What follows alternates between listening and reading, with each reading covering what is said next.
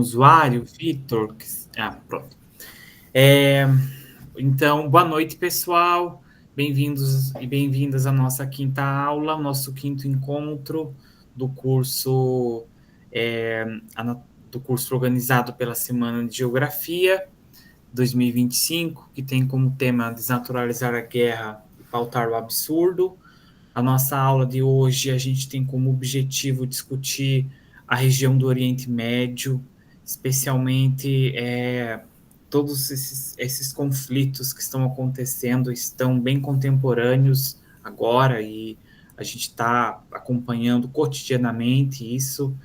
É algo que a gente já viu também na aula 2, muito pouco, mas quando a gente estava falando sobre desnaturalizar a guerra, a gente inevitavelmente a gente falou também sobre a Palestina, então a gente vai retomar alguns dos debates e vai aprofundar hoje com o nosso convidado. O nosso convidado de hoje é o professor Edilson Adão Cândido da Silva. O professor Edilson, ele é doutor em Geografia pelo Instituto de Geociências da Unicamp e mestre em Ciências pela Faculdade de Filosofia, Letras e Ciências Humanas da USP. O professor Edilson também é geógrafo aqui pela USP e ele atualmente é professor em cursos de Relações Internacionais e autor de livros didáticos para ensino médio e fundamental, com experiência na área de Geografia e Relações Internacionais, com ênfase em Geopolítica e Segurança Internacional, Oriente Médio, América do Sul e ensino de Geografia.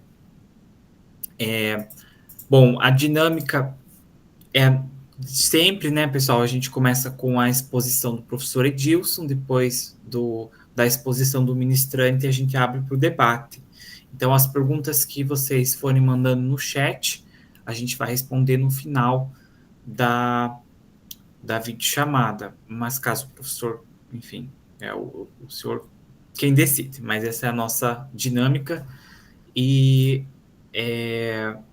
enfim, depois todos os materiais a gente vai estar disponibilizando no site da Semana de Geografia, que é www.semanadegeografia.fefeleste.usp.br, que vocês todos têm acesso já previamente.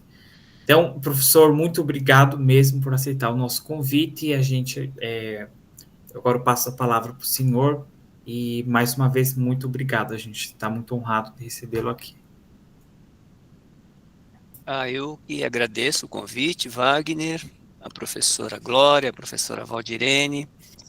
Vai ser muito bacana estar aqui para apresentar um pouco do que eu estudei, né, ao longo desses anos. Na verdade, eu estudo Oriente Médio, no mínimo, desde os anos 90.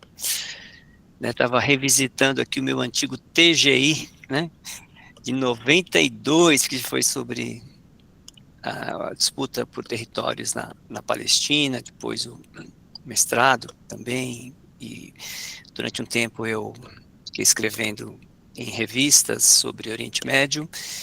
Então eu vou compartilhar um pouquinho do que eu estudei com vocês e a gente bate um papo depois no final sobre aquilo que eu puder responder, né?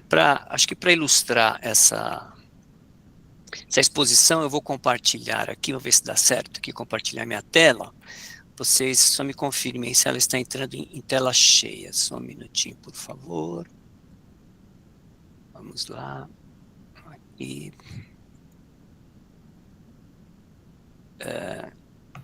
Sim, estamos vendo. Entrou aí, está em tela cheia, né? Deixa eu ver aqui. Ainda não, tela cheia não. E agora? Sim, tela cheia. Tela cheia, né?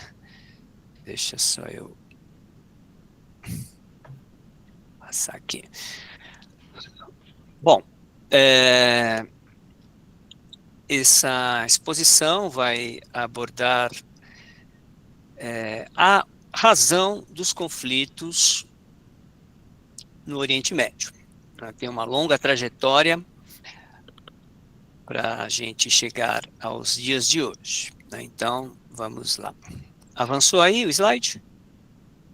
Tem um mapa aparecendo? Sim, sim. Tá. Então, eis o Oriente Médio, né, numa imagem interessante, uma imagem de satélite, ok?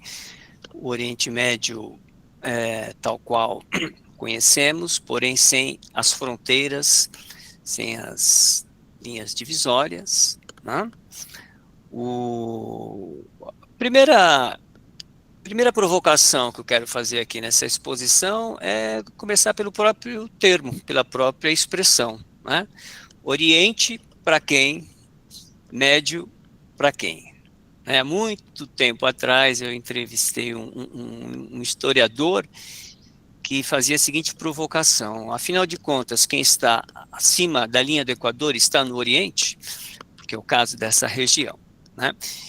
Então, obviamente que a nomenclatura Oriente Médio, ela traz em si já uma questão, né, traz implícita uma questão de uma denominação que veio de fora para dentro. Tá? Então, se nós prestarmos atenção na própria expressão, ela está a oriente da Europa e particularmente da Inglaterra, e num ponto equidistante entre a joia da coroa britânica durante muito tempo, na época do imperialismo, a Índia. Né? Então, por exemplo, para o Japão, soa estranho esse nome. Para nós aqui do Brasil também, médio, não tem nada. Né? E na própria Índia, eles não aceitam muito essa expressão, porque a Índia, ela se considera, se você considerar o continente asiático, né, seria a Índia quem estaria num ponto mediano, estaria no meio, digamos assim. Né? Então, do ponto de vista estritamente geográfico, nomenclatura mais adequada seria sudoeste asiático, né, e não Oriente Médio. Mas essa expressão, ela pegou ao longo, sobretudo após o período entre guerras. Até então, Oriente Médio não era uma expressão muito usual. Havia outras expressões, como Levante, que os franceses chamam essa região de Levante, Oriente Próximo, Ásia Menor, eram expressões mais populares à época, mas hoje Oriente Médio se consolidou, né? Nós somos majoritariamente aqui professores de geografia, então em nossas aulas essa região está frequentemente aparecendo, né? E muito além das nossas aulas, na mídia cotidianamente. Né? Então, uma rápida explanação sobre essa região, que é circundada por um cinturão orogênico, vocês podem ver aí que o norte, né, da região, todo ele é uma espécie de um telhado, né, o telhado da casa do Oriente Médio, e ali nessa vertente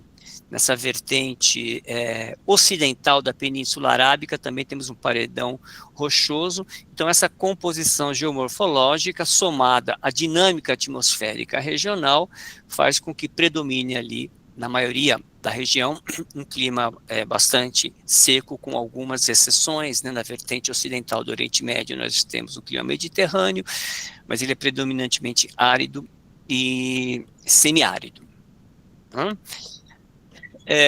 Trata-se de uma região composta por uma diversidade de povos, são muitos povos que nós temos no Oriente Médio. O povo predominante é o árabe, mas temos diversos outros, né? Nas nossas aulas, muitas vezes os alunos confundem árabe com muçulmano, né? Nós temos lá que esclarecer que nós temos que distinguir aí a composição étnica do Oriente Médio da importância religiosa que esse lugar tem para o mundo, né? Afinal de contas, o Oriente Médio é berço das 3 principais religiões monoteístas, né? Mas os povos árabes, os judeus, os persas, os curdos, os turcos, né? No Brasil, particularmente, é muito comum a confusão entre árabe e turco, que são povos distintos, de línguas distintas, de origem distintas, né? Mas o Brasil teve uma imigração árabe muito intensa no começo do século XX, e os árabes que aqui aportavam eram chamados de turcos por conta da época.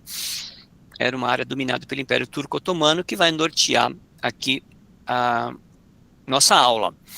Então, uma diversidade de povos e também uma diversidade religiosa, mesmo porque tornou-se praticamente indissociável a discussão política e geopolítica do Oriente Médio da questão religiosa, né, em todos os pontos de conflagração bélica, aí nós temos o quesito religioso participando ativamente da cena política. Né? Se for o caso, nós voltamos aqui na parte final da aula para explanar um pouco particularmente sobre a origem do Islã, né, que nasce aí na Península Arábica, e depois temos toda a expansão islâmica a partir do século VII, que foi produzindo diversos impérios, diversos reinos que aí perpassaram, né? Já nesse mapa nós temos, então, as fronteiras que foram delimitadas, sobretudo, nas 2 primeiras décadas desse século, ou melhor, do século passado, século XX, né? E que, em grande parte, é fonte de questionamento até hoje, né? Assim como as fronteiras que são essencialmente artificiais, com a criação de alguns estados, muitas vezes surpreendente, né? Depois eu cito algum deles. Por vezes eu falei isso em alguns eventos e nem sempre foi muito bem aceito, né? A existência de alguns estados quase que fantoches, mas aí estão, e reverter esse status quo é muito difícil, né? E o Oriente Médio tornou-se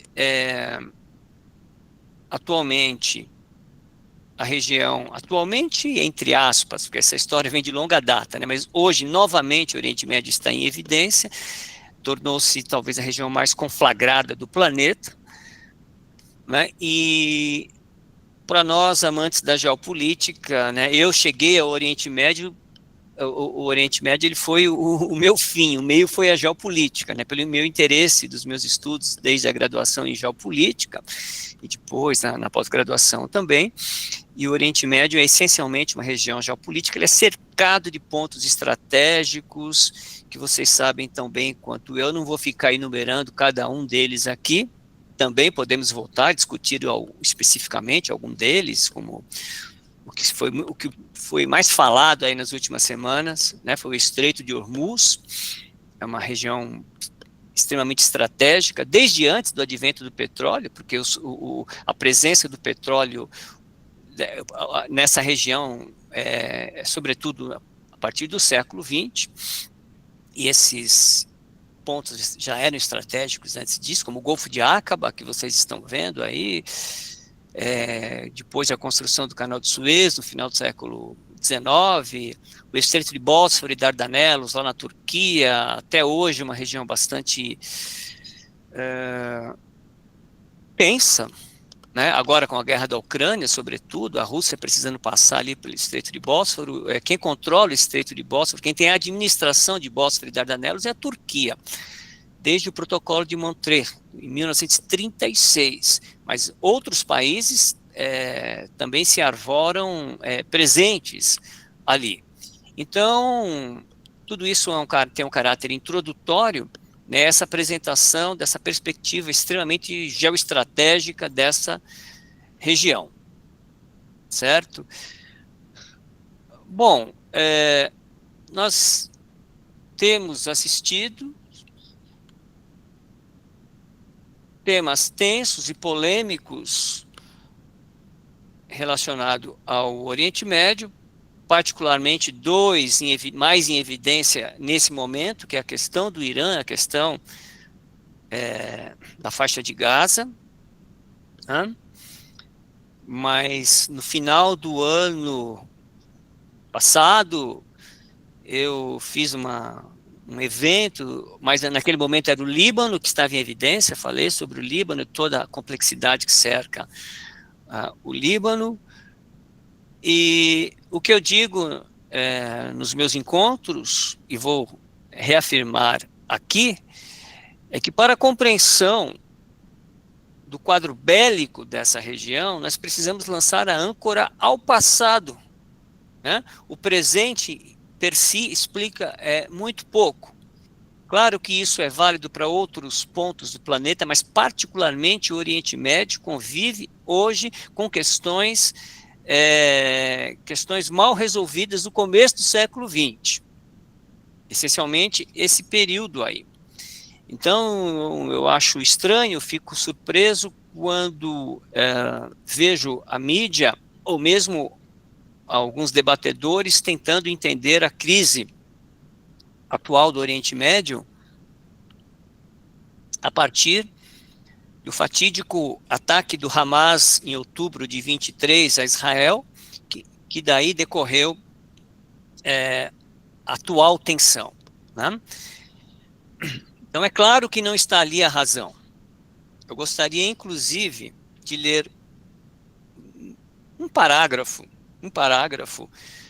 de um livro para vocês, que foi um debate que houve entre o historiador britânico Arnold Toynbee com um chanceler judeu, né? Vejam vocês, quando esse livro foi publicado, na apresentação foi escrito o seguinte, na primeira página de apresentação do livro: Vossa Senhoria está recebendo este livro que trata de um assunto palpitante e que está no momento em manchete. Dele depende a paz no Oriente Médio e no mundo. Vossa Senhoria encontrará no livro o que diz a esse respeito uma autoridade internacional do gabarito do famoso historiador inglês, professor Arnold Toynbee, que focaliza a tragédia de um povo, a usurpação de uma pátria, a ânsia por liberdade e justiça, o anseio pela autodeterminação, o martírio de milhares de vítimas, o problema dos refugiados e o destino dos palestinos árabes. Pois bem, esse livro é de 1961. Portanto, precisamente foi publicado no dia 21 de janeiro de 61. Portanto, em 61, essa questão ao qual muita gente está convivendo, entendendo que é uma consequência do ataque do Hamas a Israel em 23, como causa. Né? E nós temos, então, que retornar um pouco na história, né? E lembrando a vocês que o Hamas é de 1987. Eu, quando fiz meu primeiro estudo do Oriente Médio, que foi em 92, né? O Hamas era recém-nascido, digamos assim. Tá? Então, eu já antecipo a vocês que o Oriente Médio, tal qual nós o conhecemos hoje como região conflagrada, ele é um subproduto do encontro histórico desses dois eventos que aí aparecem, né? A decadência, a dissolução do Império Turco-Otomano, simultaneamente ao avanço do imperialismo, que produziu o Oriente Médio e que produziu o surgimento das fronteiras no Oriente Médio e o surgimento dos estados no Oriente Médio. Então, quem quiser entender a gênese do Oriente Médio tem que jogar a âncora nesse momento histórico. Não é na criação do Hamas, nem tampouco na criação do próprio Estado de Israel, em 48, né? Mas sim o pós-Primeira Guerra Mundial, que a gente vai ficar nessa aula aqui, essencialmente nesse período do pós-Primeira Guerra Mundial, para entender as razões que explicam o contexto atual. Então, nessa introdução, né, nós temos já esse ponto, essa afirmação do momento histórico explicativo do Oriente Médio. Tá? Então, todo o contexto da Primeira Guerra Mundial, ele foi decisivo para o que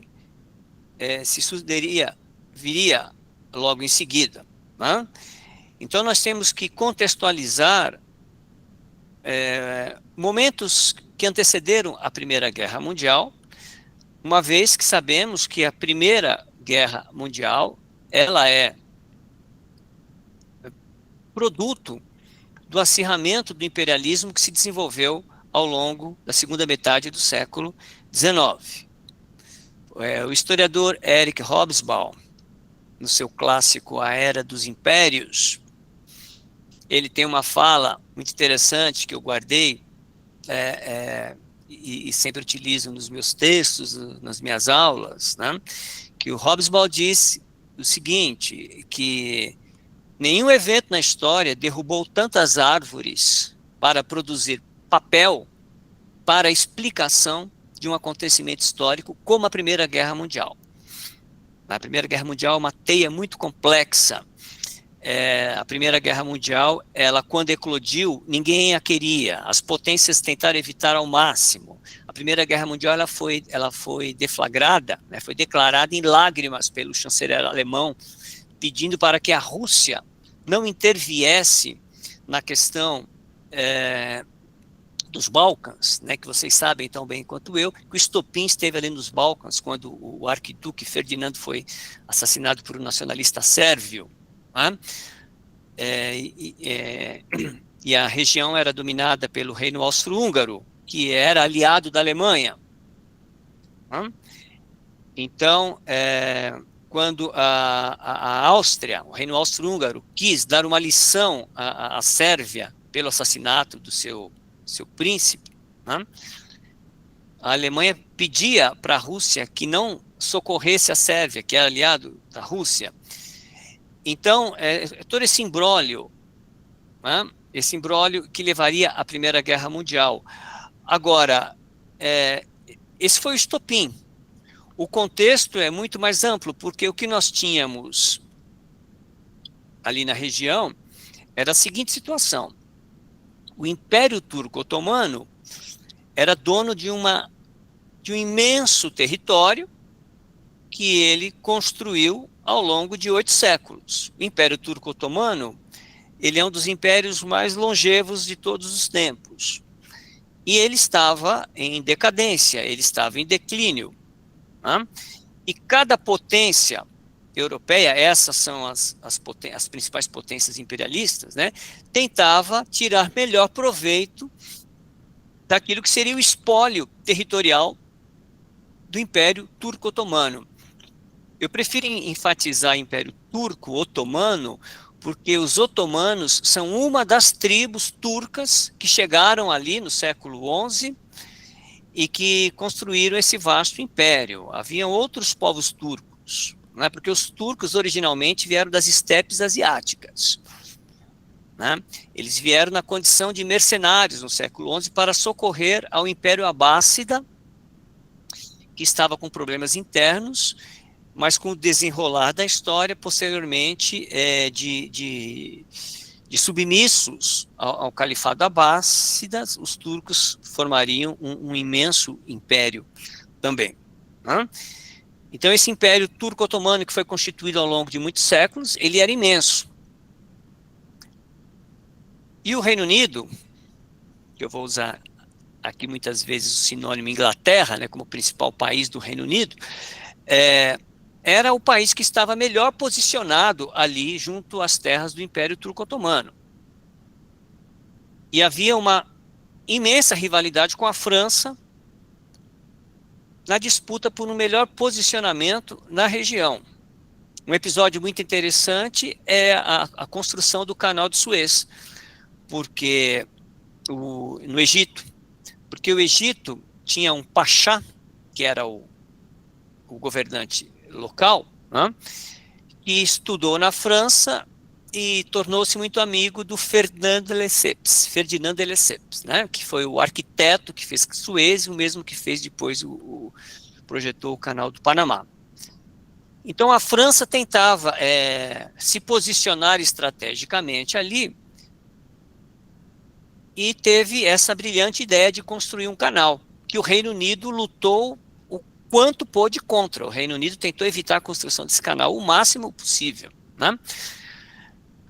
E havia essa disputa, mas por ironia do destino, que eu também não vou me deter aqui, porque tem outras coisas para debater, né, esse canal acabou caindo em mãos britânicas, posteriormente, que o Reino Unido comprou as ações do canal do Pachá do Egito. Né?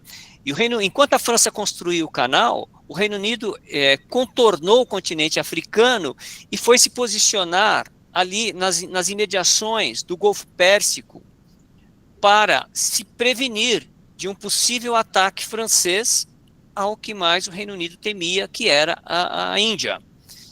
E quando a Inglaterra chega no Golfo Pérsico, ela encontra uma série de chefes tribais beduínos que viviam em litígio. Então ela se coloca ali como árbitra daquela região do Golfo Pérsico, né?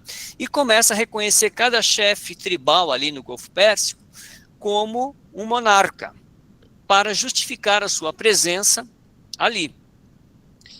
Então, são esses pequenos clãs tribais que tínhamos ali no Golfo Pérsico, que daria origem ao Kuwait, aos Emirados Árabes Unidos, ao Catar, ao Bahrein, né? Porque nada disso existia até então. Então, havia uma disputa entre o Reino Unido e a França que,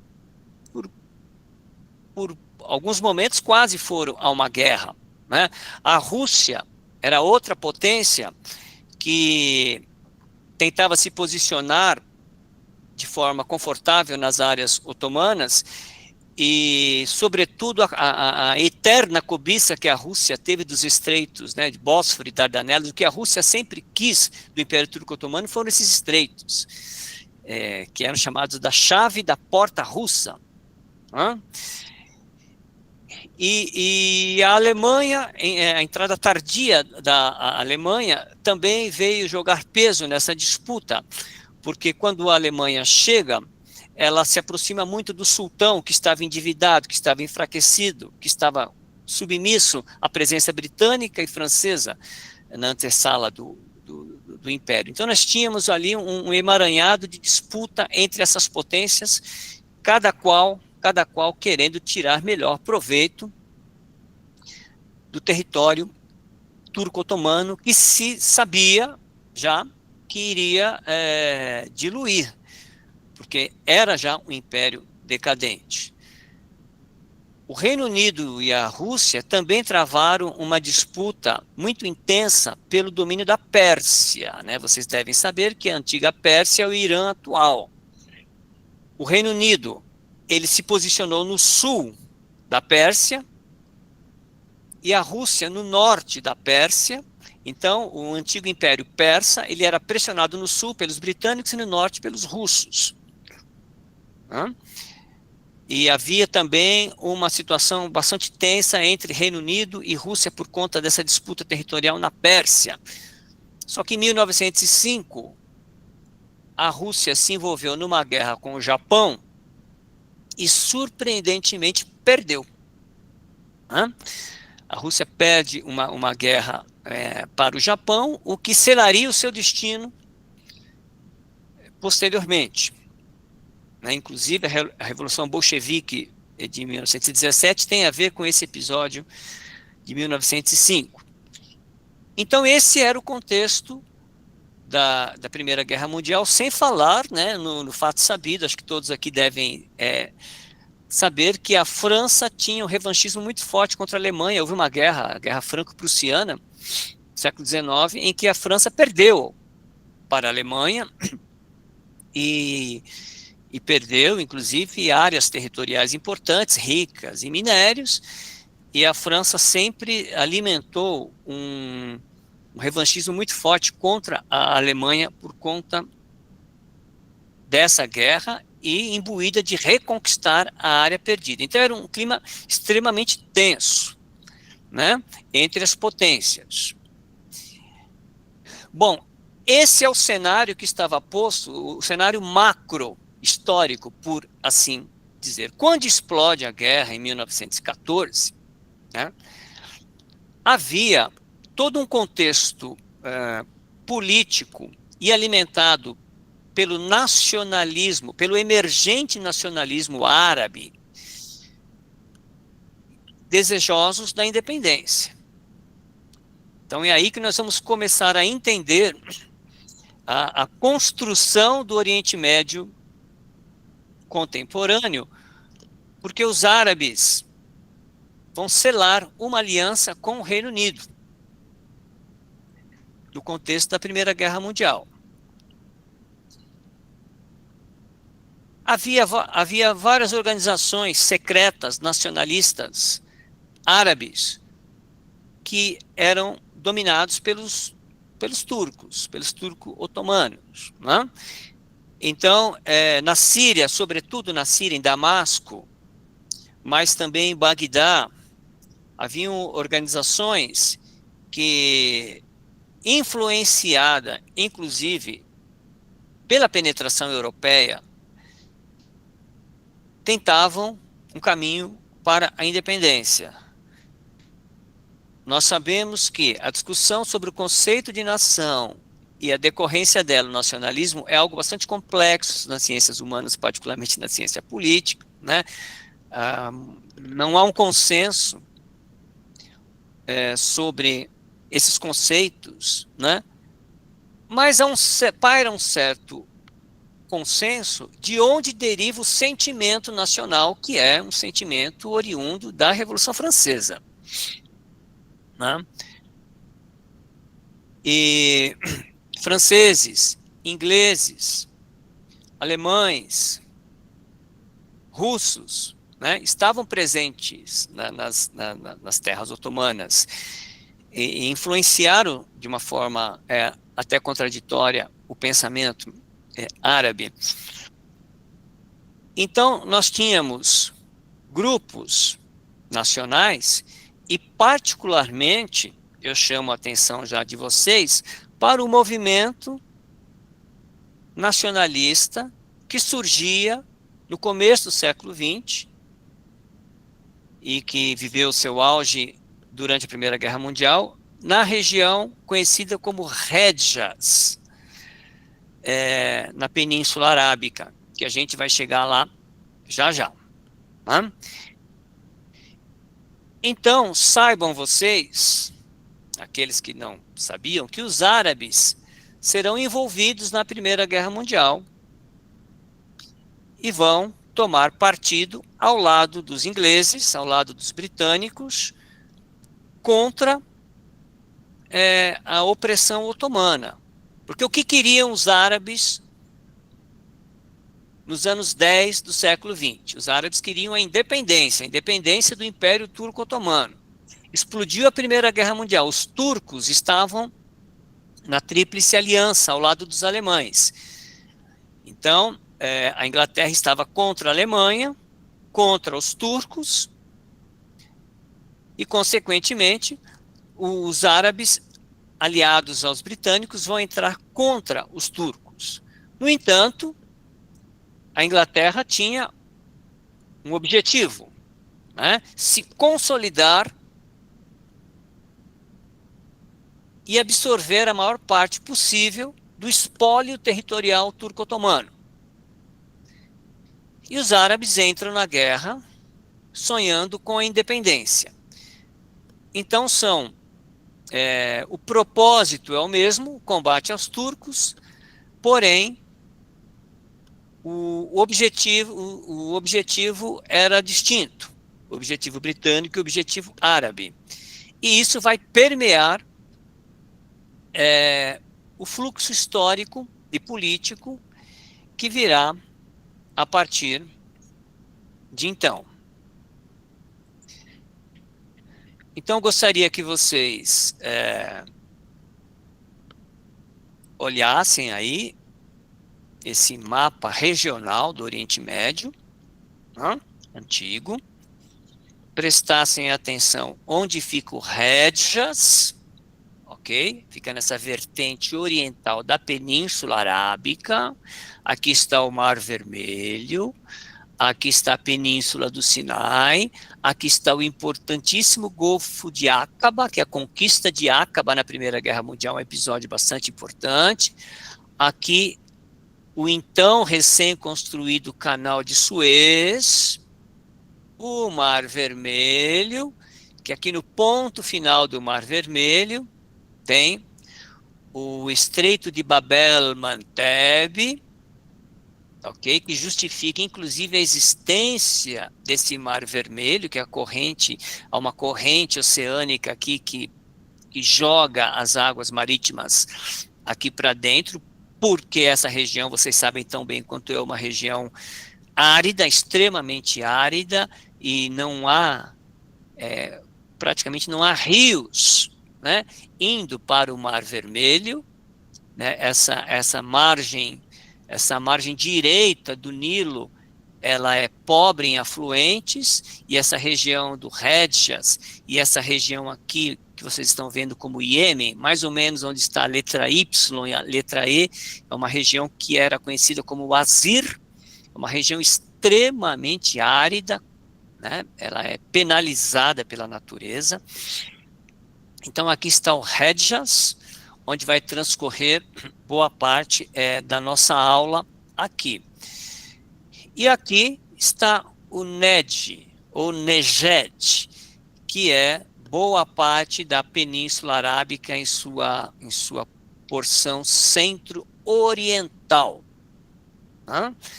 O Wazir, aqui o deserto do Nefud, ok? Então, esse é o contexto, ou melhor, essa é a região da Arábia em que vai se desenvolver os episódios que levariam à criação das fronteiras do Oriente Médio, que são estáveis até hoje.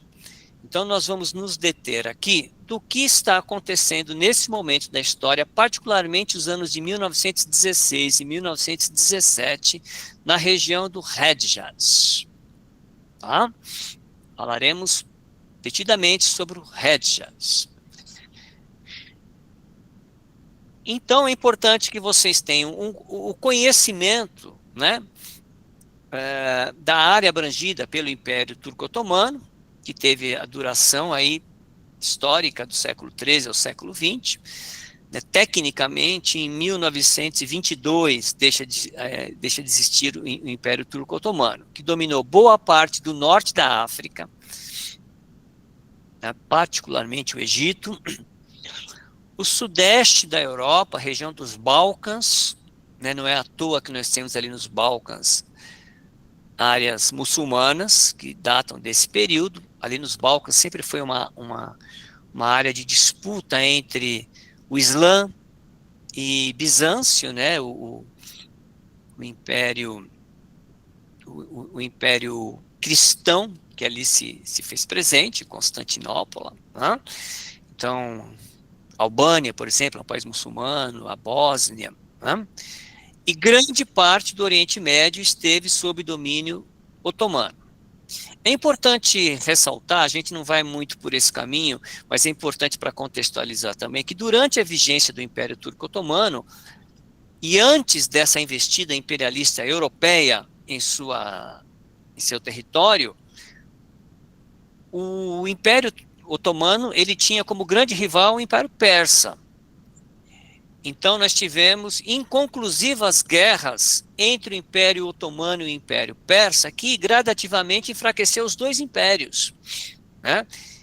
E essa divergência, essa inimizade, essa rivalidade entre os otomanos e os persas, em grande parte era alimentado pela rivalidade religiosa, porque o Império Turco-Otomano foi um império muçulmano sunita, enquanto que o Império Persa foi um império muçulmano xiita. Né? E essa rivalidade, se a gente for buscar na história, está atrelada desde o período da morte do profeta Mohammed, né? Que vocês conhecem como profeta Maomé, né? Que é uma deturpação do nome de Mohammed. No Brasil, Maomé ou Mamed, né? Então, quando Mohammed morreu, ele não tinha um filho, né, para ser o seu herdeiro, e a sucessão do profeta Muhammad, do profeta Maomé, foi muito conturbada, e isso acabou originando várias correntes religiosas, em que as duas principais são o sunismo e o xiismo, mas existem várias vertentes religiosas, e essa disputa político-religiosa permeou tudo aquilo que nós chamamos de domínio muçulmano, né? Domínio muçulmano, em que o domínio otomano foi um desses domínios, mas não foi o primeiro, né? Foi o último, mas antes do Império Otomano, tivemos o Império Abássida, que durou praticamente 1000 anos, antes do Império Abássida, o Império Omíada, o Califado Omíada, né? Vocês devem saber que califa, em português, é sucessor, então califado eram esses sucessores do profeta Muhammad.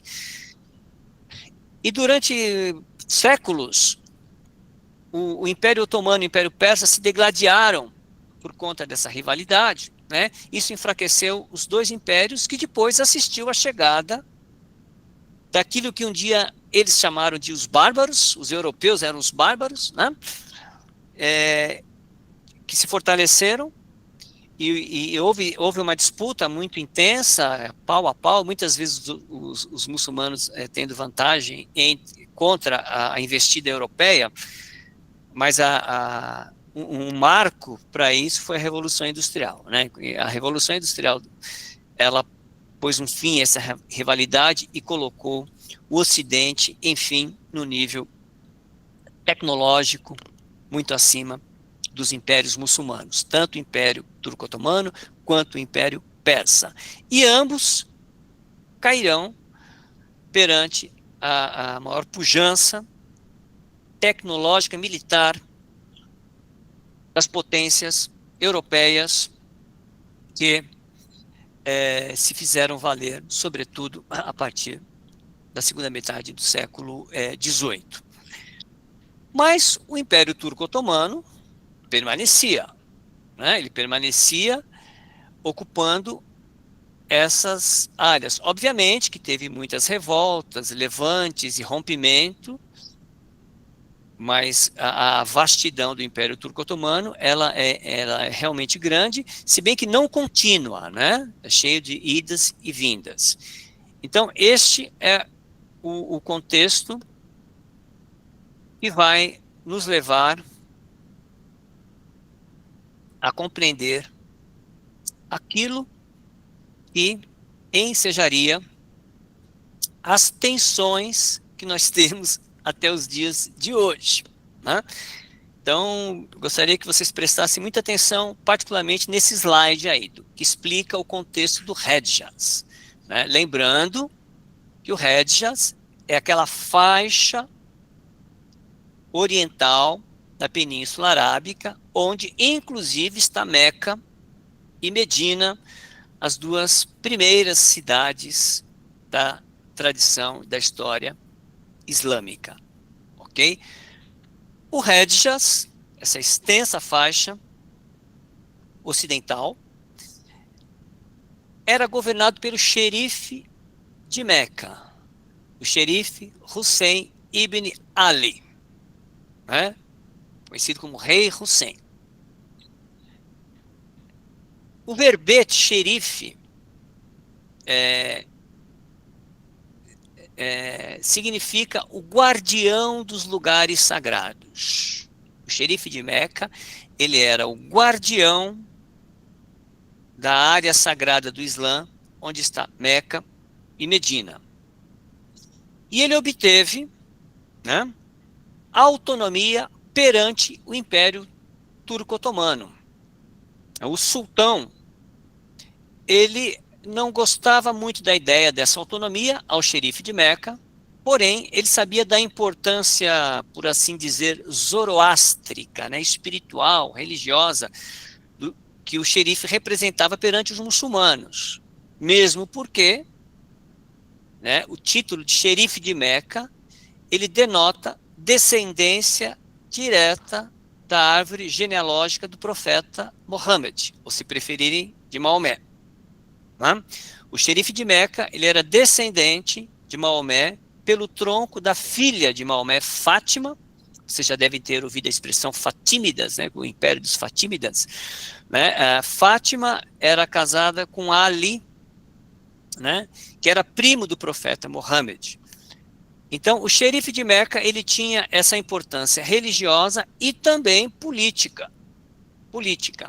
E ele tinha um propósito, ele tinha um intento, ele tinha um objetivo, que era proclamar a independência e a criação do Reino Árabe. Então havia a proposta, né, e será tornada clara nos anos 10 do século XX, de criação de um reino árabe, cujo rei seria Hussein, da casa Hashemita. Ok? Esse era o propósito. E isso se tornou claro e, obviamente, que num determinado momento o sultão vai também se contrapor ao xerife de Meca, porque o sultanato não admitia essa possibilidade. Então, esse é o contexto muito importante que tem que ser levado em consideração. Ali no Hedjaz, a presença, né, de Hussein ibn Ali, do clã Hashemita, querendo encaminhar a criação do reino árabe. O filho de Hussein, Faisal, ele era muito ardiloso politicamente e ele fez uma caravana até Damasco, até Bagdá, levando o propósito, e os nacionalistas de Damasco, na Síria, passaram a comprar também a ideia da criação desse reino árabe, porque o sonho, o desejo, o anseio dos árabes era a libertação da opressão otomana. Né? Os turcos, ao longo da história, eles dominaram e oprimiram muitos povos. Os árabes, um deles, os próprios cristãos dos Balcãs também queriam a independência dos turcos. Os curdos foram vítimas dos turcos, né? Os gregos, os armênios. Então, durante a vigência do Império Turco-Otomano, muitos inimigos foram conquistados também. Ok? Explode a Primeira Guerra Mundial, em 1914, conforme eu antecipei, né? Então, na Primeira Guerra Mundial, emissários britânicos foram até o Hedjaz e se aproximaram do xerife de Meca e propuseram uma aliança, propuseram acordos documentados historicamente, em que, uma vez os árabes da Península Arábica, né, aliados à Tríplice Entente, que inicialmente foi composta pela Inglaterra, França e Rússia, e a Tríplice Aliança, Alemanha, Império Austro-Húngaro e Império Turco-Otomano, né? Uma vez na aliança, os árabes combateriam os turcos pelo flanco leste, enquanto a Inglaterra atacaria pelo flanco oeste. E o QG principal disso era o Egito, né? O Burô do Egito, que o Egito estava sob domínio britânico. Né? Então, esse acordo é selado, esse acordo é concretizado nesse momento da história, que é 1916, 1917. São famosos, ou melhor, são famosas as cartas trocadas entre Henry McMahon, representante britânico, e o xerife Ali Hussein. Né? Nessas cartas, que foi um dos temas da minha pesquisa lá atrás, há muitos anos atrás, né? Essas cartas acordavam a criação de um reino árabe com as fronteiras traçadas, delimitadas por paralelos, meridianos, linha norte, linha sul, muito bem delimitado ali, né? Muito a contragosto, o xerife Hussein, em 1916, se proclama rei, o rei do Hedjaz. Ele aceitou, por pressão britânica, abrir mão do Líbano, por conta da forte presença francesa, já que a Inglaterra selou acordos também com a França, né? Então, essas cartas, esses documentos são importantes, são um testemunho da história do reconhecimento desse reino árabe que surgiria após o término da Primeira Guerra Mundial. Ganha destaque a figura de Ibn Faisal, filho de Hussein, né, que liderou o exército árabe no famoso episódio da Revolta no Deserto, né? A Revolta do Deserto, que depois ganharia um épico de Hollywood, que vocês já devem ter ouvido falar, que é o famoso Lawrence da Arábia, né? A Revolta do Deserto é um episódio muito importante para o enfraquecimento dos turcos na Primeira Guerra Mundial, porque os árabes vencem os turcos, né? Está narrada nesse clássico, eu não estou vendo vocês, mas vocês acho que estão me vendo, né? Esse clássico aqui, ó, que é Os 7 Pilares da Sabedoria, escrito pelo Thomas Edward Lawrence, né?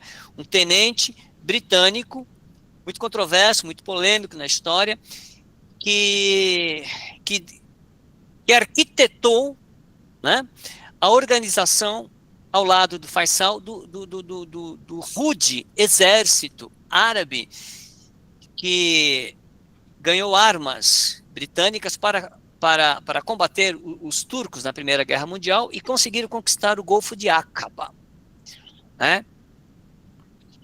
Então, esse é o contexto, né? O Lawrence, dependendo da interpretação, muitos o entendem como mais um agente do imperialismo, outros entendem que realmente ele se apaixonou pela causa árabe e muitas vezes agiu contrariando os interesses britânicos nessa revolta do deserto que levou à vitória dos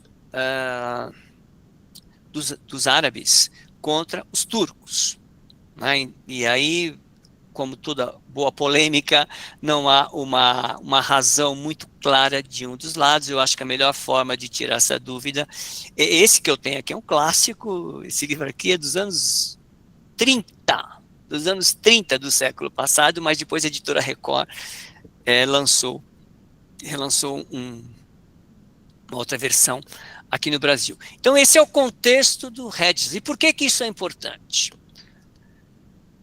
É importante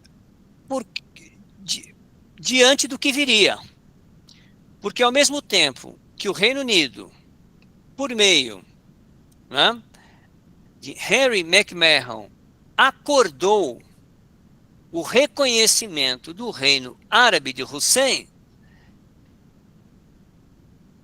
mas secretamente a Inglaterra assinava um outro acordo com a França, que vocês já devem ter ouvido falar, o famoso acordo de Sykes-Picot. O acordo de Sykes-Picot,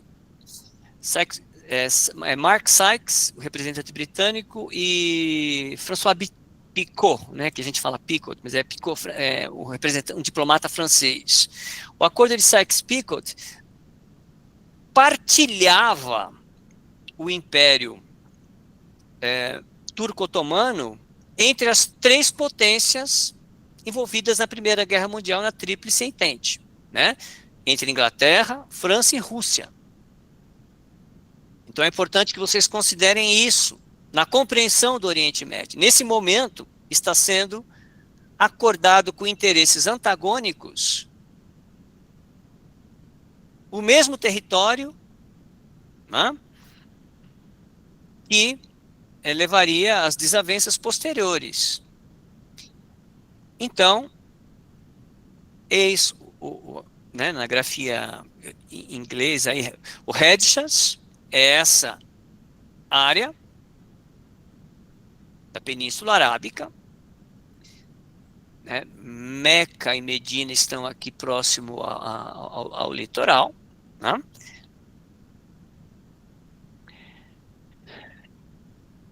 E aí está aquilo que era conhecido antigamente como a Grande Síria, né? Vocês vão reconhecer aí, obviamente que sem as fronteiras, né? Vocês vão ver aí a região da vertente aqui do Mediterrâneo, né? Não é à toa que esse mapa traz Síria e Mesopotâmia, né? Porque foram os dois polos históricos mais importantes de toda a história árabe islâmica. O primeiro califado da história foi o califado omíada, que se desenvolveu em Damasco, na atual Síria. E o segundo califado, que nasceu 100 anos depois da decadência do califado omíada, foi o califado abássida, na Mesopotâmia.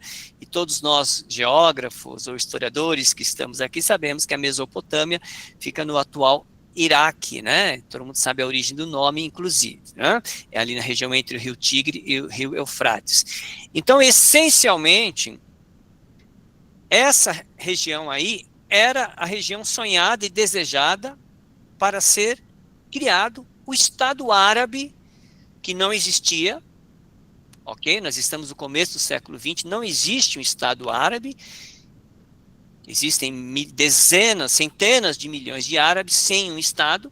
Esse Estado surgiria no pós-Primeira Guerra Mundial e foi acordado entre os árabes e os ingleses.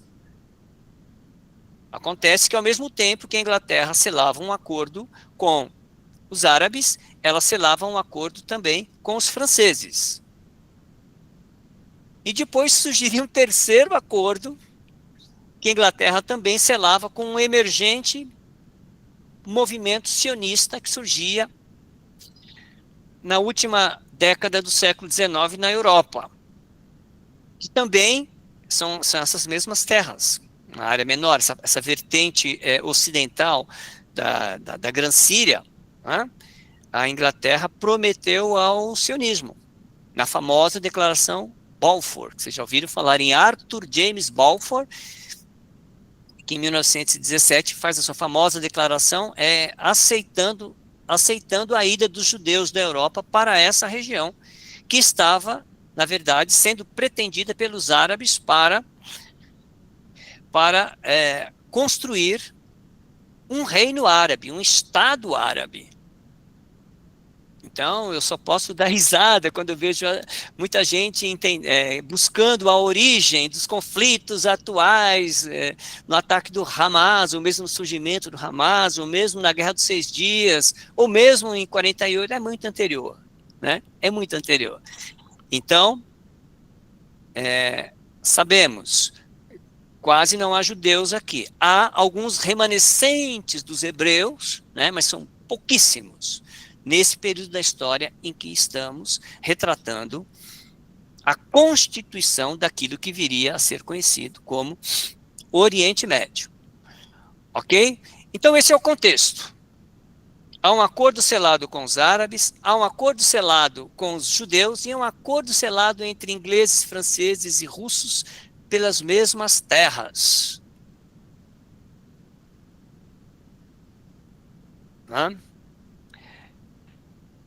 No entanto, do outro lado da península arábica, nós temos o Negev.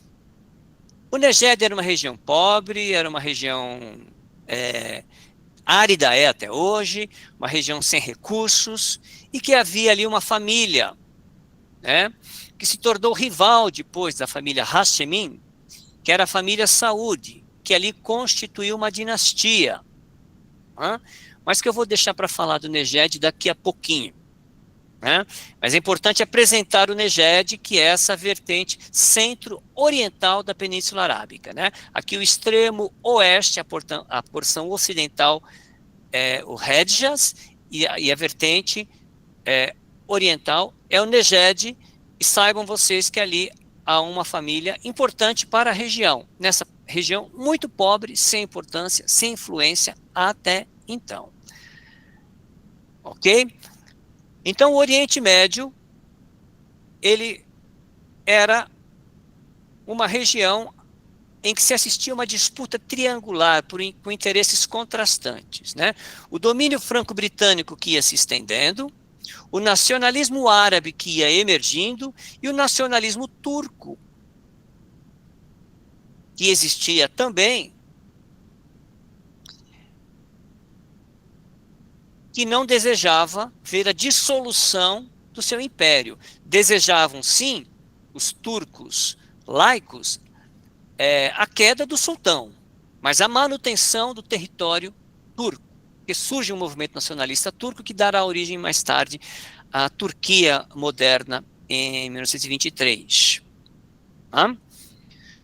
O Reino Unido, portanto, e eu não tenho o menor receio em afirmar, né, que ele é o grande responsável por essa salada, por essa bagunça que está sendo constituída no Oriente Médio, ao acordar com interesses contrastantes as mesmas terras, o mesmo território, por meio do Acordo McMahon-Hussein, documentado, por meio da declaração de Arthur James Balfour, entregando uma parte desse Oriente Médio para o movimento sionista, e o Acordo de Sykes-Picot com a França e com a Rússia. Tá?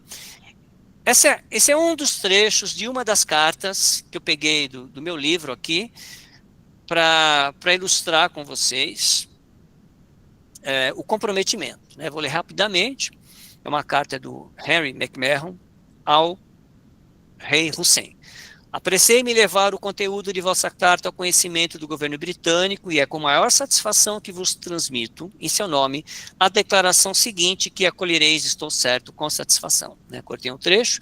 Levadas em conta as modificações acima, essas modificações acima é toda delimitação com paralelos e meridianos do que seria o novo Estado árabe. A Grã-Bretanha está pronta em reconhecer e sustentar a independência dos árabes em todas as regiões situadas no interior das fronteiras propostas pelo xerife de Meca.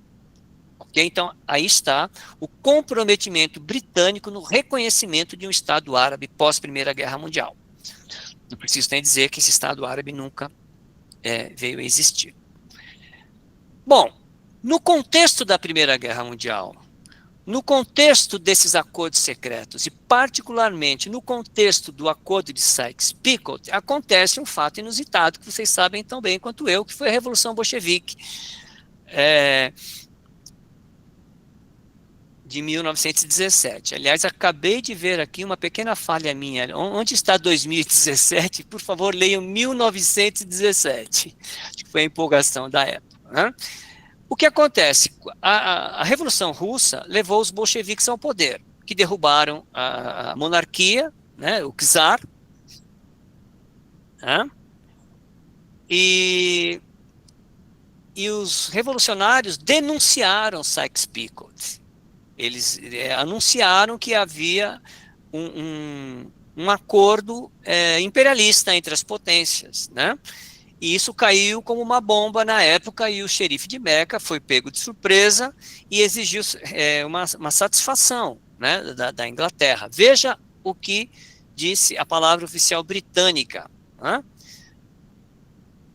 Porque o sultão, né, o imperador da Turquia, ele, tão logo soube do acordo de Sykes-Picot, fez chegar essa notícia ao xerife de Meca, como quem dizia, olha, você está do lado dos árabes, mas os árabes estão, vocês estão do lado dos britânicos, mas os britânicos estão entregando a terra que você deseja para os russos. Né?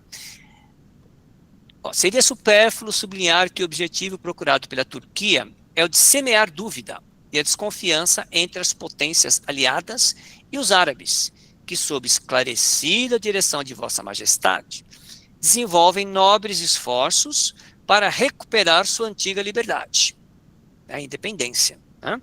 A política turca visa provocar um desacordo, fazendo crer aos aliados que os árabes poderiam ser levados a renunciar às suas aspirações. Intrigas tais não podem, todavia, conseguir semear discórdia entre pessoas inspiradas por uma mesma intenção, com vistas ao mesmo objetivo.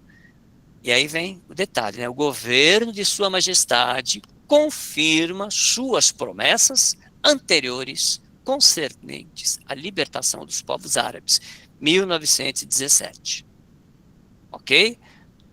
A história trataria de mostrar o quanto vale a palavra britânica, né? A principal responsável pelo imbróglio que viria a se tornar o Oriente Médio a partir de então. Ok? Fim da guerra. Né? O contexto que nós temos é o seguinte. Em 1917, uma das potências imperialistas, elas saem da guerra, vocês sabem, né? E abrem mão, ao menos naquele contexto, naquelas condições, de participar dessa partilha imperialista. Com a Revolução Russa de 17. Os árabes venceram os turcos, ocuparam Damasco, porém foram expulsos pelos franceses, muito mais sofisticados do ponto de vista bélico, que expulsaram dali Faisal Hashemi, o filho do rei Hussein, que ficou um tempo exilado na Inglaterra. Acontece o Levante Saúde, que é a família Saúde, na figura do lendário líder Abdulaziz ibn Saud, que seria o criador da Arábia do Saúde, né? Ou, se preferirem, Arábia Saudita. E a Conferência de Paris de 1919, que redesenhou o mapa europeu, sobretudo por meio do Tratado de Versalhes, né, criando novos estados, novos países. Inclusive, vocês tiveram uma aula, né, sobre a questão da Ucrânia, e vocês devem ter visto que até então a Ucrânia não existia, né, nem na Conferência de Versalhes, né, o que é a Ucrânia hoje ficou em grande parte para a Polônia. E 3 tratados que tratavam do rearranjo territorial do Oriente Médio. O Tratado de Sèvres, draconiano, que pôs praticamente fim à existência da Turquia. O Tratado de Sanremo, que cuidava especificamente da Palestina e da Mesopotâmia. E o Tratado de Lausanne. O Tratado de Lausanne, ele é fruto de uma rebelião que houve na Turquia, porque a Turquia foi praticamente extinta. O sultão se submeteu à assinatura do Tratado de Sèvres e a Turquia deixava de existir. Inclusive a Itália, né, como na Segunda Guerra Mundial também, na Primeira ela muda de lado e ela tenta se apropriar de um pedaço da Turquia. E a Grécia também. Aí há um levante turco, que foi liderado pelo Mustafa Kemal, né, que destitui o sultão, que rasga o Tratado de Sèvres, que expulsa os gregos, expulsa os italianos, é muito sangrenta essa rebelião, e leva os europeus à assinatura de um novo tratado, que é o Tratado de Lausanne, que praticamente reconheceu as fronteiras da Turquia atual, que nós conhecemos como Turquia hoje. Tá? Então, como eu disse, né, a compreensão dos fatos que levariam ao explosivo Oriente Médio, nós precisamos nos remeter ao passado. Esses são alguns dos momentos que nos ajudam a entender a constituição do que viria a ser o Oriente Médio, o armistício de Mudros. Isso aqui é a rendição turca na Primeira Guerra Mundial, 1918, o Tratado de Sèvres, que veio em seguida, tá? O Tratado de Lausanne e o Tratado de Sanremo, que eu falei anteriormente. Bom, portanto, os árabes liderados pelo rei Hussein, na verdade, eles foram traídos, né, por conta de outros comprometimentos britânicos com outros interesses. E após esses episódios, eles saem enfraquecidos. Nesse momento, a emergente monarquia saudita está se fortalecendo e está selando um acordo com um país que até então nós não falamos no contexto do Oriente Médio, porque a sua entrada, a sua importância ela é posterior, que são os Estados Unidos. Os Estados Unidos hoje são ases da geopolítica do Oriente Médio, mas até então não. Né? Mas os Estados Unidos já são também uma potência nesse período e se aproximam desse clã beduíno, porque a família Saúde, eles são de Riad. Riad, o que é Riad? Riad é um oásis que nós temos na Península Arábica, com uma tradição tribal beduína. É daí que vem o Saúde, né? Que vão se organizando. É uma família influente, importante, desde o século XVIII na região, quando selou uma aproximação com uma outra liderança espiritual religiosa, conhecida como Ibn Wahhab, que criou uma dissidência, digamos assim, do sunismo, criando a religião wahhabita, o wahhabismo. Né? Então, nós temos que compreender também a Arábia Saudita surgindo, melhor, a Arábia Saudita não existe ainda, né? O clã do Saúde surgindo nesse contexto político-religioso pautado pelo wahhabismo, que se for o caso, eu retomo essa pauta. Então, nós vamos ter um confronto ali no que nós conhecemos como Península Arábica, entre o Hedjaz, aqui dá para ver muito claramente o Hedjaz, e o Nejd, ou Ned, tanto faz. Tá? Então, o clã Hashemita dominava o Hedjaz e o clã saudita que dominava, vai haver uma guerra. E o clã Hashemita, liderado pelo rei Hussein, vai perder essa guerra. Ele perde essa guerra, ele é expulso do Hedjaz, ele vai para o Chipre, onde morre no ostracismo. Né? E ele tinha 4 filhos, os seus filhos, 2 dos seus filhos também são decadentes como ele, e um dos seus filhos, do Hussein, o Abdullah ibn Hussein Hashemin, né? Que segundo Thomas Edward Lawrence, nesse livro aqui, não tinha, era de caráter questionável, né? Sela um acordo com a Inglaterra e vai tentar, digamos que, compensar com uma fatia territorial a traição ao pai do Abdullah, e assim nasce a Jordânia. Nasce a Jordânia, a antiga Transjordânia. Nasceu praticamente uma semana esse país. Em nenhum livro árabe de história, de geografia, você ouve essa expressão Jordânia. Jordânia não existia, ela foi criada da noite para o dia pela Inglaterra para conformar ali os interesses contrastantes, né? E o outro filho do Hussein, o Faisal, a Inglaterra aloja ele no reino da Mesopotâmia, né? Que viria mais tarde a dar origem ao Iraque. Tá? E aquele reino árabe sonhado por Hussein e acordado com a Inglaterra, ele simplesmente some, simplesmente não, literalmente some do mapa, porque ele deixa de existir. E surge um novo país, muito rapidamente ali, que seria o Reino do Saúde, que seria criado em 1926. Tá?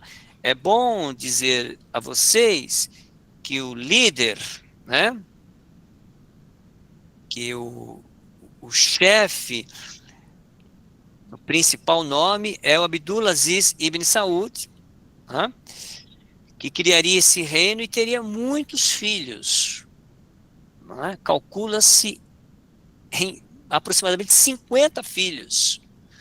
Abdulaziz Ibn Saud teve, né? E alguns dos seus filhos ainda são vivos, que está um imbróglio danado lá na Arábia Saudita, porque o príncipe Salman, né, que é o homem forte da Arábia Saudita hoje, que não tem nem 40 anos, ele é filho de um desses filhos da Abdulaziz Ibn Saud, né?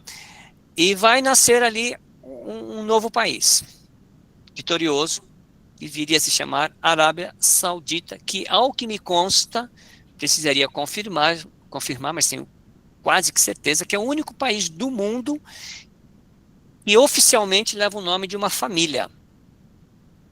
Creio que só Arábia Saudita nessa situação. Portanto, Abdulaziz Ibn Saud, né, cria então o reino da Arábia Saudita e realiza a unificação do Nejd, do Hedjas e do Azir, dando origem ao que nós conhecemos como Arábia Saudita, em grande parte movido por essa seita religiosa, o Wahhabismo, que é uma leitura puritana do Alcorão, que afirma que todas as demais correntes do islamismo renegaram os ensinamentos do profeta. Né? Então tem o lema, volta ao Corão e ocupa o solo, portanto é uma religião também expansionista do ponto de vista territorial. Né? E claro que nós estamos falando tudo isso antes do advento do petróleo.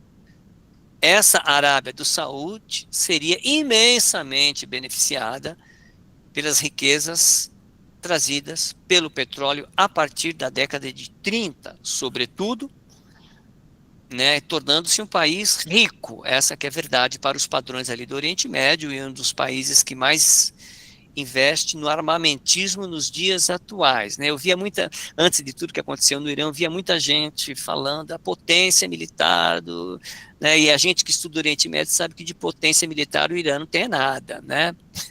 E tem um aparato militar muito obsoleto.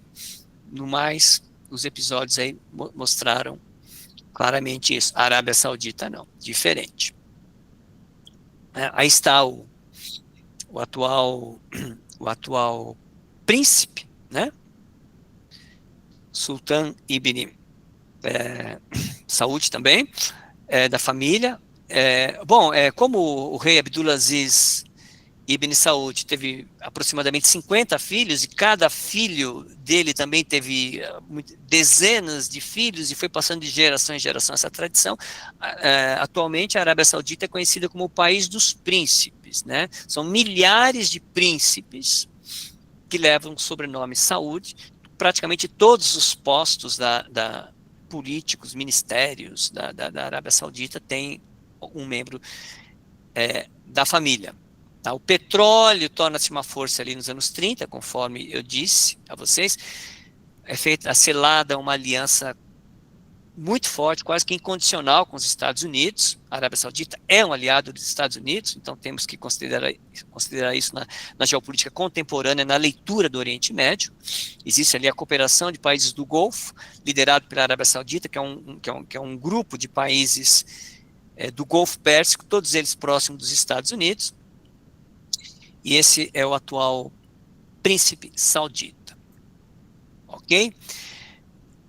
Pois bem, esse contexto do pós-Primeira Guerra Mundial, o Tratado de San Remo, o Tratado de Lausanne, sobretudo,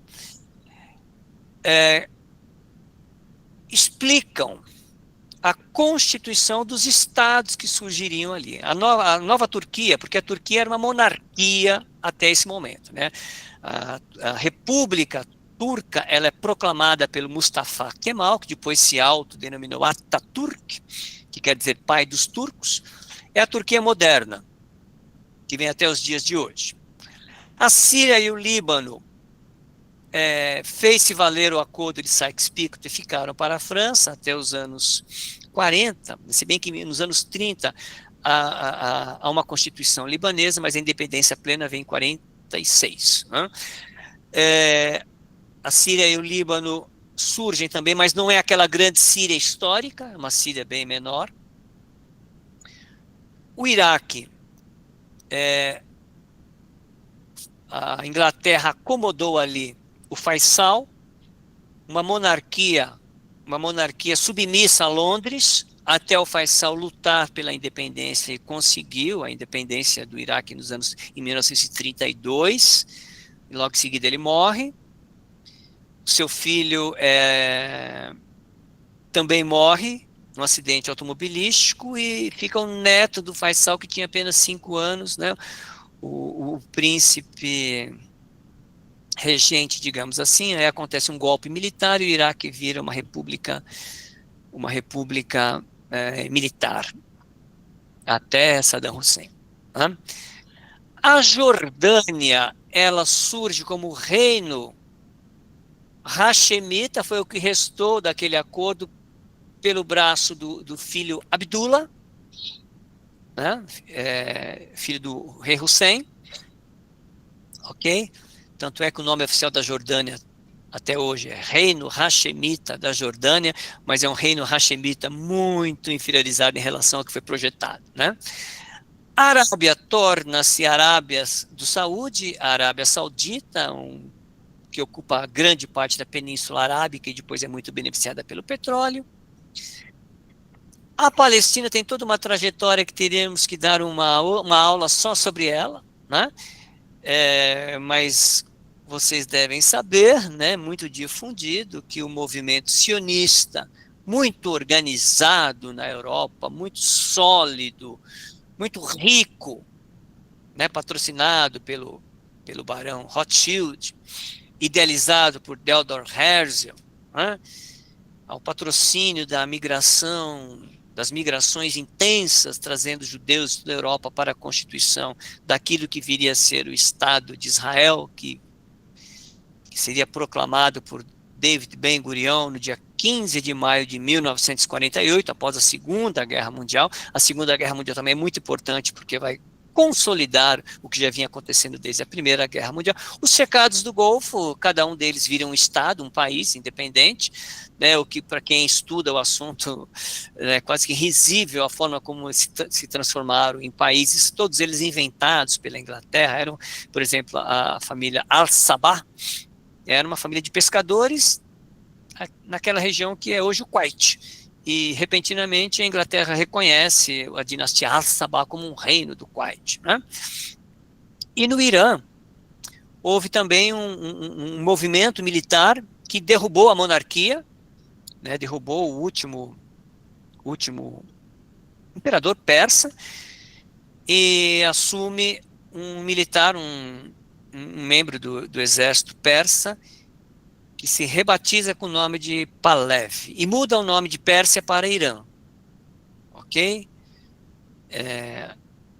O Irã atual nada mais é do que a Pérsia antiga, né? E é nesse momento que se transforma, quando cai, né? Quando cai o Império Persa, torna-se uma república, muda-se o nome para Irã. Vocês devem saber que a expressão Irã é uma expressão étnica, né? Vem da raça ariana. Iraniano é ariano.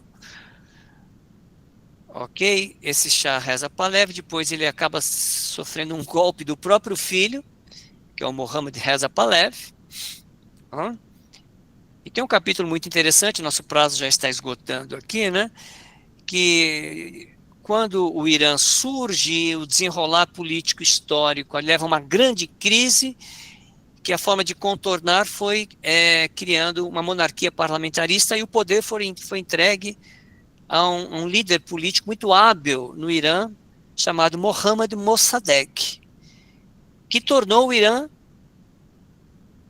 a primeira democracia do Oriente Médio. Essa aqui é a verdade. Instaurado ali um regime democrático, com eleições democráticas, em que a população escolhia o primeiro-ministro, que realmente era quem mandava no Irã.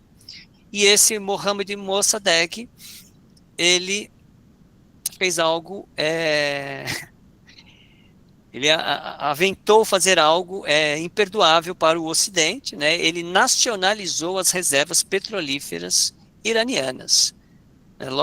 Logo depois ele foi derrubado por um golpe.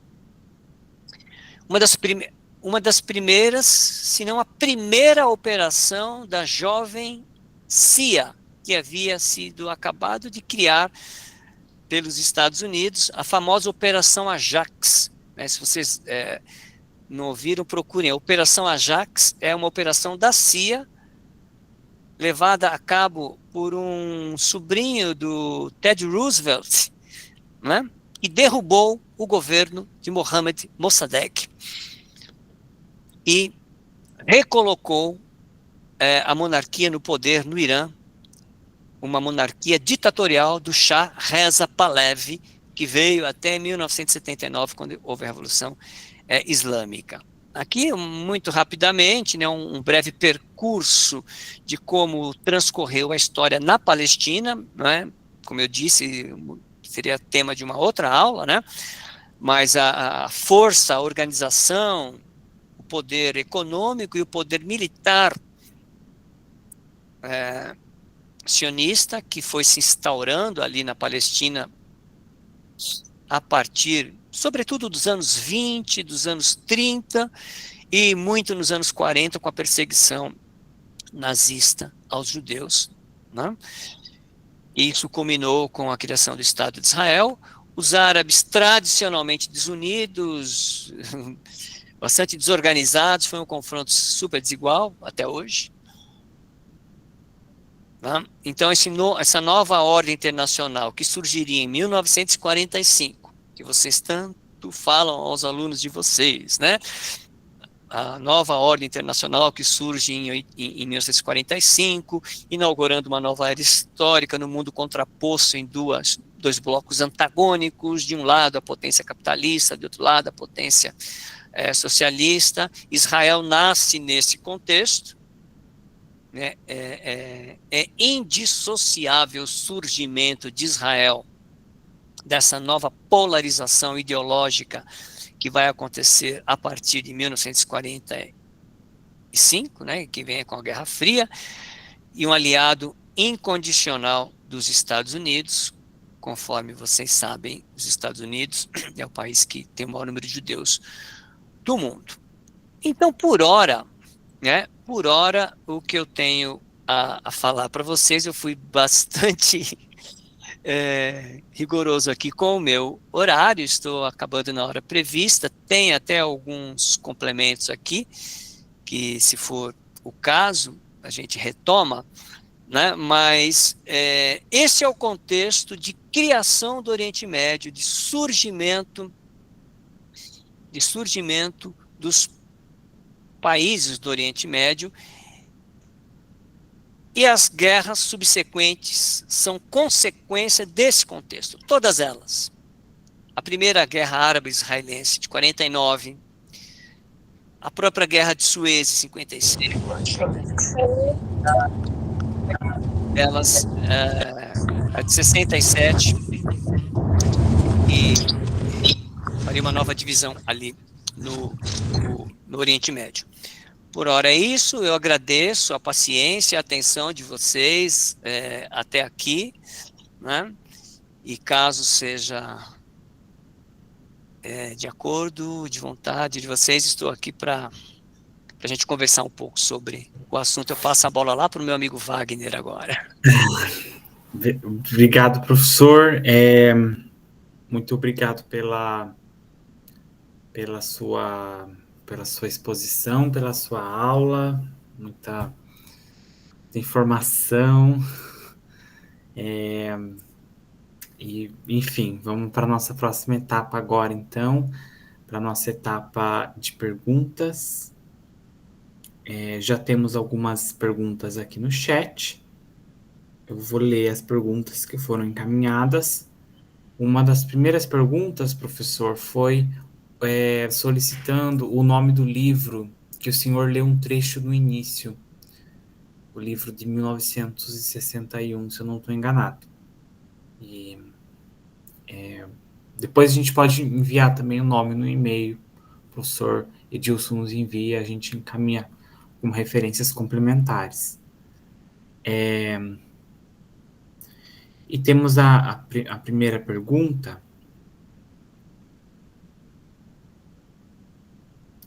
Do Enio Eclectus.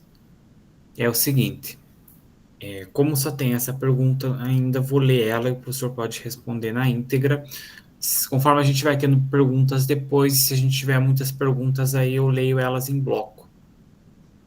Faço, mas enfim, como a gente só tem essa, eu vou ler essa.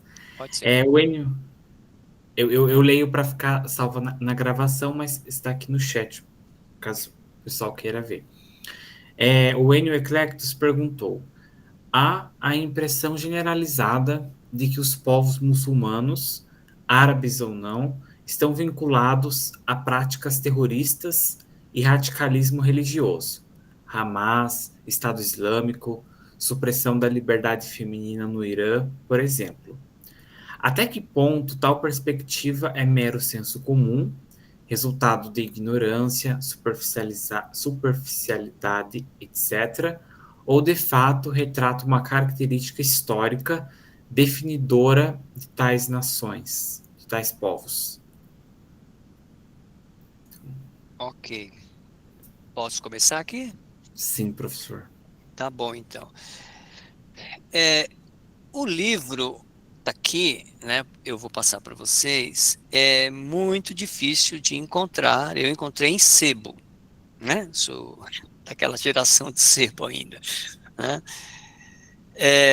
Chama-se Transcrição de um Debate. Transcrição de um debate, que foi um debate que houve no Canadá entre o embaixador israelense Yaakov Herzog, né, tô vendo o nome dele aqui, e o historiador, né, quem estuda o Oriente Médio, é difícil passar sem a leitura do Arnold Toynbee, né, que é um historiador britânico. Então houve esse debate, é muito interessante, né, transcrição de um debate, e depois eu mando por escrito para vocês aí, relações árabes, israelenses e a política israelense com os refugiados. Na verdade é um debate, aliás é um debate muito, muito aguerrido, né, cada qual apresentando os seus argumentos e a sua leitura da história. Obviamente que o embaixador israelense nesse debate, né, defendendo o direito à existência do Estado de Israel, né, e o Arnold Toynbee questionando o destino dos palestinos. Né? Então, esse é o mote do livro, é o mote da discussão, muito interessante essa discussão, e notem, é, né, uma discussão que houve em 1961. De toda a trajetória, eu já vou a outra pergunta, tá? Como são poucas ainda, então eu vou me estender um pouco nessa. E de toda a trajetória árabe-israelense, que começa em 1947, eu diria, até um ano antes da criação do Estado de Israel, porque em 1947 você tem a partilha da Palestina. Você tem a partilha da Palestina que cria ali dois estados, um estado israelense e um estado palestino, né, sob protestos árabes, que não aceitavam, que não reconheceram aquilo que eles chamavam de um corpo estranho judeu no mundo árabe, né? E aí os árabes cometeram o maior erro da sua história, que foi declarar guerra a uma potência militar, que era Israel. Deu no que deu, né? De toda essa trajetória, eu entendo que a de 67 é a mais importante das guerras, né? A Guerra dos 6 Dias. Essa é a mais importante, porque o que nós temos hoje, claro, tudo é uma decorrência histórica, episódio por episódio, mas o que nós temos hoje na região o que está posto, é o desejo de um Estado palestino, que seria, basicamente, a faixa de Gaza e Cisjordânia. Todo mundo sabe disso, não é nenhuma novidade, né? A faixa de Gaza e Cisjordânia, elas entram na história tal qual estão postas em 67, com a ocupação israelense ali. Mas eu estou falando tudo isso para dizer a vocês que esse debate, que esse livro, que afirma no primeiro parágrafo que esse debate, né, ele é responsável pela paz no Oriente Médio e no mundo, né, ele ocorreu em 61, antes da Guerra dos 6 Dias. Antes da Guerra dos 6 Dias. Então, sempre insistindo nessa perspectiva histórica. A segunda pergunta, né, ela é obviamente que polêmica, né, porque ela perpassa por muitos aspectos, né? Para responder essa pergunta, a primeira colocação que eu quero fazer a vocês é que considerem que democracia é um conceito ocidental, faz parte da cultura do Ocidente, né? Muitas vezes eu vejo os questionamentos, por exemplo, da China, né? As pessoas esquecem que a China é Oriente, a China não tem essa tradição ocidental democrática, né? Para chegar na pergunta que aborda sobre os muçulmanos. Quem que perguntou, Wagner? Desculpa, acabei não anotando. É o Enio Enio. Eclectus. Então, o Enio, ele chama atenção para algo que está posto, que tem-se a impressão de que os muçulmanos trazem essa pecha de terrorismo, né? Bom, a Primeira Guerra Mundial começou com um ato terrorista. Começou com um ato terrorista, que foi o assassinato do imperador do arquiduque Ferdinand, né? Se você estudar uma questão que muitas vezes lembra um pouco a questão palestina, que é a questão irlandesa, e na Irlanda tem um movimento de resistência republicano, católico, antimonárquico, né, de uma parcela grande dos irlandeses que não querem pertencer à monarquia britânica, querem a proclamação da República. A gênese desse movimento é com atos extremistas no século XIX, quando nasce o Sinn Féin. O Sinn Féin, que depois daria origem também ao IRA, que é o Exército Republicano Irlandês. Tanto o Sinn Féin quanto o IRA utilizaram-se de métodos chamados de terroristas, e são organizações católicas, de fundo católico. Tá? Quem leu o Alcorão, eu li parte do Alcorão para aprender um pouco daquilo que eu estava estudando, vê que a mensagem do Islã é uma mensagem de paz, né? Como o Evangelho traz uma mensagem de paz. A perspectiva do islamismo, que a gente fala muçulmano, né? A expressão muçulmano vem de muslim.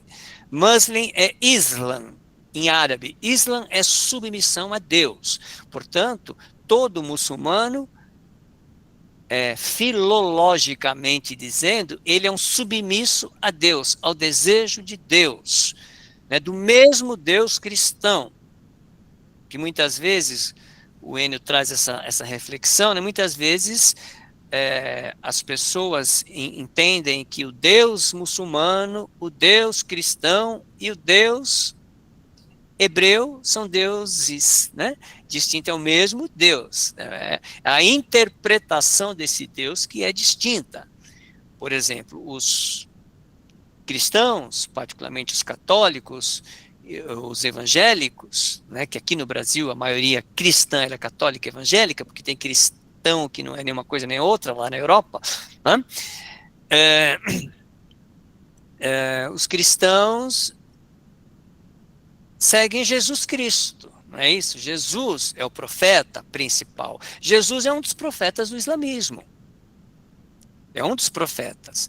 É que os muçulmanos divergem dos cristãos, está no Alcorão, né? Divergem da leitura de Jesus, porque os muçulmanos não reconhecem Jesus como filho de Deus, que para os cristãos Jesus é filho de Deus, né? E para os muçulmanos, não, está escrito lá, cristãos, arrependei-vos da profanação e afirmar que Deus tem um filho, né? Para os muçulmanos, não. Então, essa leitura, né, dessa religiosidade que tem muita ignorância, como disse o Enio. A questão os atentados terroristas, no Oriente Médio, eles são recentes, eles são dos anos 70 para cá, particularmente nos anos 80 e nos anos 90, quando cresceu uma leitura de uma vertente sunita, em primeiro, né, porque tem essa confusão aqui muito, muito comum no Brasil. A gente não ouve muitas vezes a equivocada expressão, aquele sujeito lá é muito xiita, né, que xiita no Brasil virou sinônimo de radical, quando não é nada disso. Né, e eu me lembro muito bem, em 2001, né, eu tinha já acabado os meus estudos, aí houve o famoso atentado do World Trade Center, né, cometido pelo Hamas. Acho que muitos professores aqui são Hamas, não, pela Al-Qaeda, desculpe.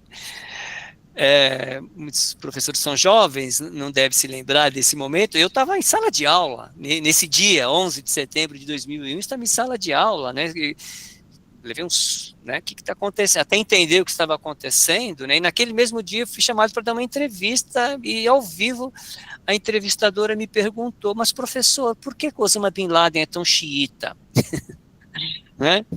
Sendo que Osama Bin Laden é da vertente do sunismo, né? Tem uma pergunta aqui, eu vou tocar nesse assunto aqui. Os atentados no começaram com os judeus, espera lá, mas isso é lá no atentado do Hotel King David, né? Antes da criação de Israel. Mas sim, tem razão, que depois você lê para mim, tá, Wagner, que eu não estou indo aqui no chat, tem uma pergunta sobre isso. Mas eu estava dizendo que a maioria dos grupos extremistas são da vertente sunita. Agora, isso tudo é decorrente do cenário que se pôs a partir dos anos 70. Então, eu digo que isso é muito recente, né? Se vocês quiserem ter um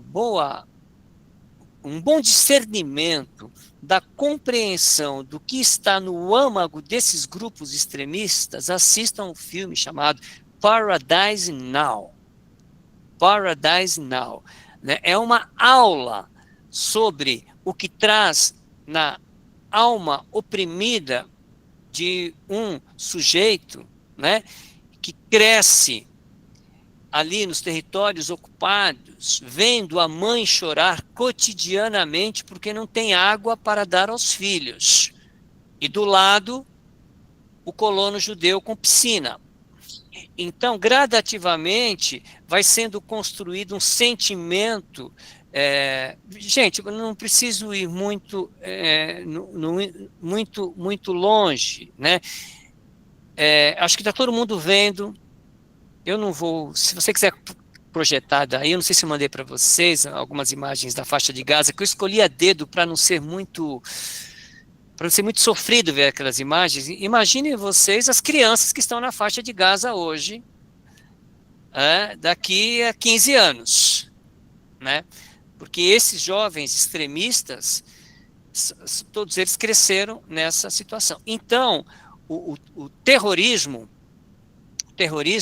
ele é uma decorrência dos episódios políticos da década de 70. Até então, não há na ação extremista um instrumento da emancipação árabe. O que havia era o panarabismo de Nasser, né, que é um blefe, né? Aliás, os líderes árabes são todos eles expert em blefes, né? Blefam muito. Então, é nesse contexto. Eu não sei se eu consegui responder essa pergunta, porque ela também delonga muito, um debate muito intenso que vai para a questão cultural. Agora, Islã, na essência, é uma mensagem de paz. É uma mensagem de paz. E, além do que, o terrorismo é muito subjetivo, muitas vezes, o que é um atentado terrorista. Beleza.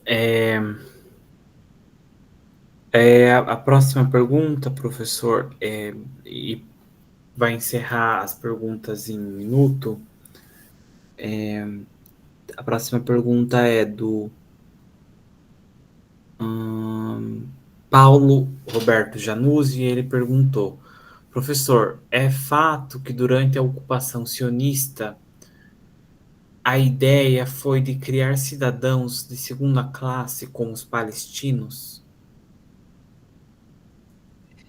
Isso é uma interpretação, né? Tem um livro chamado Meu Inimigo Sou Eu, escrito por um jornalista judeu que se disfarçou de árabe, e ele é um dos difusores dessa tese. O que acontece? Quando ocorre a Guerra de 49, aproximadamente 50% dos palestinos ficaram sob governo israelense e não tinham os mesmos direitos dos judeus. Então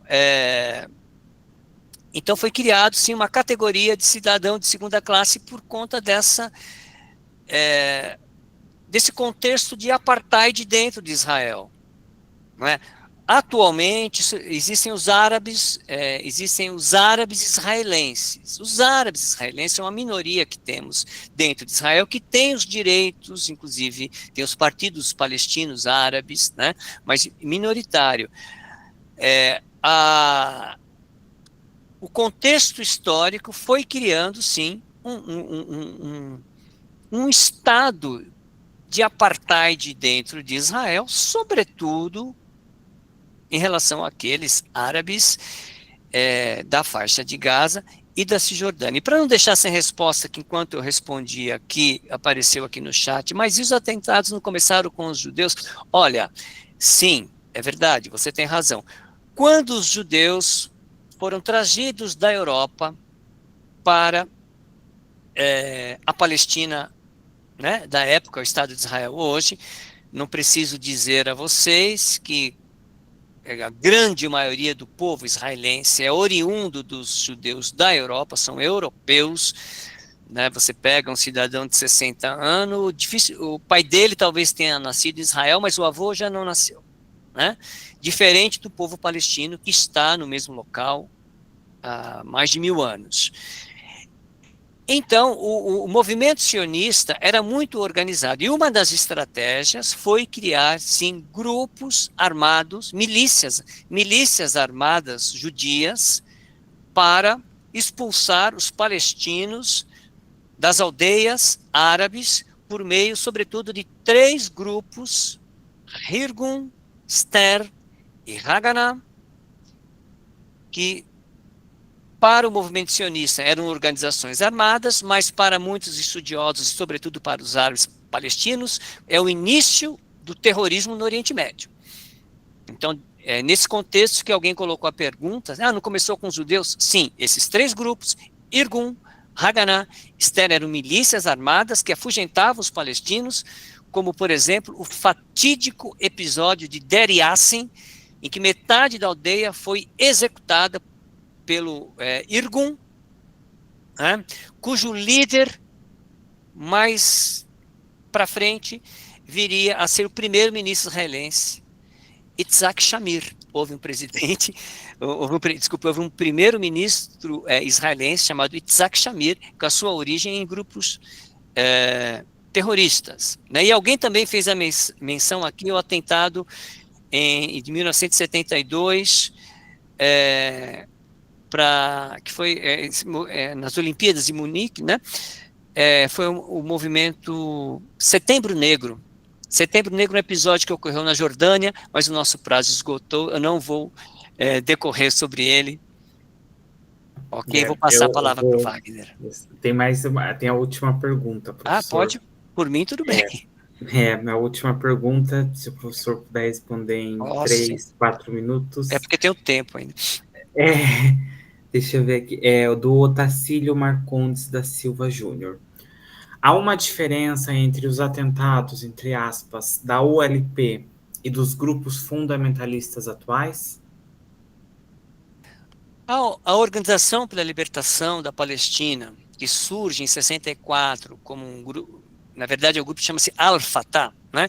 Esse não é um grupo que faz atentados terroristas. Eles eram guerrilheiros. Eles eram guerrilheiros que atuavam na clandestinidade, faziam incursões a Israel. Então, nós temos hoje, grosso modo, né, uma disputa entre o Al-Fatah, que é quem comanda a OLP, que a OLP hoje é mais conhecida pela organização administrativa, que é a Autoridade Palestina, a AAP, que é um grupo secular, não religioso, né? E a proposta do Hamas. O que é Hamas? Hamas é uma sigla, que quer dizer Movimento de Resistência Islâmica, né? Que na origem tem o propósito de criar um Estado Islâmico na região, tal qual o Irã. Mas lembrando que o Irã é uma experiência xiita e o Hamas é uma experiência sunita. O Estado Islâmico é uma leitura do Hamas, que não tem nada a ver com o grupo terrorista Estado Islâmico que surgiu no Iraque como produto da invasão norte-americana que conseguiu tornar o Iraque um lugar muito pior do que era. Essa que é a verdade. A Guerra do Iraque é um outro episódio, que também teve uma ingerência dos Estados Unidos, e ali criou-se diversos grupos terroristas, né, que deu origem ao ISIS, que é o Estado Islâmico. Então, o Estado Islâmico, ISIS, é um grupo extremista, sim, que tem uma outra leitura e conhece muito bem essa história que eu narrei para vocês aqui, né? Já o Hamas tem uma proposta da criação de um Estado Islâmico. E sim, são distintos. Al-Fatah é uma ala laica, secular, política, que foi criada por um advogado chamado Ahmed Shukeri, que depois foi substituído pelo Yasser Arafat, esse sim um grande líder árabe. Né? Al-Fatah é um grupo secular, não terrorista, não faz atentados. O Hamas, sim. Agora, o Hamas é muito mais recente, é de 87, e o auge das suas ações foi nos anos 90, inclusive incentivado pelo primeiro-ministro Ariel Sharon, da época, que queria derrubar, né, queria tirar o LP do jogo e fortalecer o Hamas. A força do Hamas tem muito a ver com a atuação israelense. Ok, gente? Bom, professor, a gente agradece pela sua contribuição no nosso curso, por mais e pela presença de todo mundo também, por mais essa aula, mas enfim, né, a gente vai fechar a lista de presença agora, pessoal. As informações, se o professor tiver materiais complementares que queira compartilhar, a gente pode enviar pelo e-mail e também vai estar disponível todas essas informações no nosso site, na Semana de Geografia, o site que vocês todos têm acesso. Mais uma vez, professor Edilson, muito obrigado pela sua presença e pela sua contribuição. Obrigado a todos aí, a Glória, a Valdirene, a você, Wagner. Ok, valeu, gente, foi muito legal estar aqui com vocês. Até uma próxima. Muito obrigada, Edilson. Ficamos muito felizes com a sua presença. E só um lembrete também, gente, que durante a Semana de Geografia, em outubro, a gente vai ter uma mesa só dedicada para falar sobre a questão da Palestina. Muito bom.